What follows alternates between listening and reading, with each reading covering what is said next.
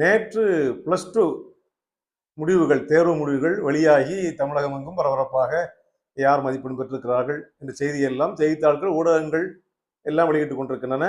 அந்த தேர்விலே வெற்றி பெற்ற ஒவ்வொரு குழந்தைக்கும் என்னுடைய பாராட்டுகளையும் தெரிவித்துக் கொள்வோம்.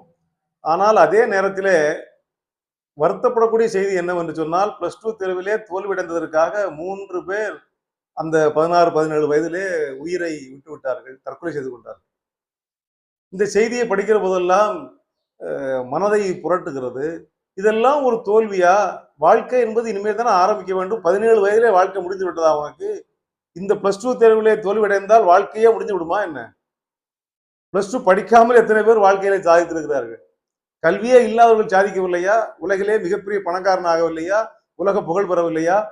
அது தோல்வி என்பது யாருக்குத்தான் இல்லை? கஜினி முகமது கதை எதுக்கு படிக்கிறோம்? 17 முறை அவன் தோற்றான், பிறகு ஜெயித்தான்.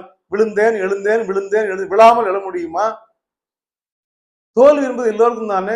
தோல்விதானே வெற்றிக்கு முதல் படி என்றால் சொல்லுகிறார்கள். ஏதோ கவனக்குறைவாகவோ அல்லது படிக்க முடியாத அளவுக்கு உடல்நிலையோ ஏதோ ஒன்று இருந்திருக்கலாம், குடும்ப சூழ்நிலை இருந்திருக்கலாம்.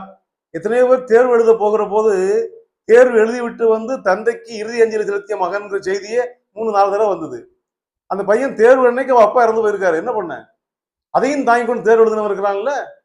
அப்ப 17 வயதிலே தோல்வி விட்டு விட்டால் வாழ்க்கை முடிந்து விட்டதாக நினைத்து தற்கொலை செய்து கொள்ள பைத்தியக்காரத்தனத்தை என்ன செய்வது? சிந்தித்து பாருங்கள்.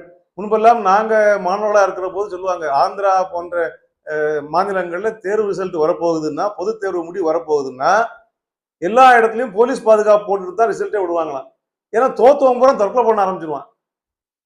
ஆனா தமிழ்நாட்டில் அப்படி இல்லை. வெற்றியின் தோல்வியும் ஏற்றுக்கொள்ளக்கூடிய மனோபாவம் உண்டு. அதன் பிறகு போராடி ஜெயிக்கக்கூடிய வல்லமை தமிழர்களுக்கு உண்டு என்பதைத்தான் சிந்தித்துக் கொண்டிருந்தோம். நாம் வகுப்பிலே போதிக்கிறோம். ஆசிரியர்களுக்கு இது மிகப்பெரிய கடமையாக இருக்கிறது. பெற்றோருக்கும் இது செய்தி.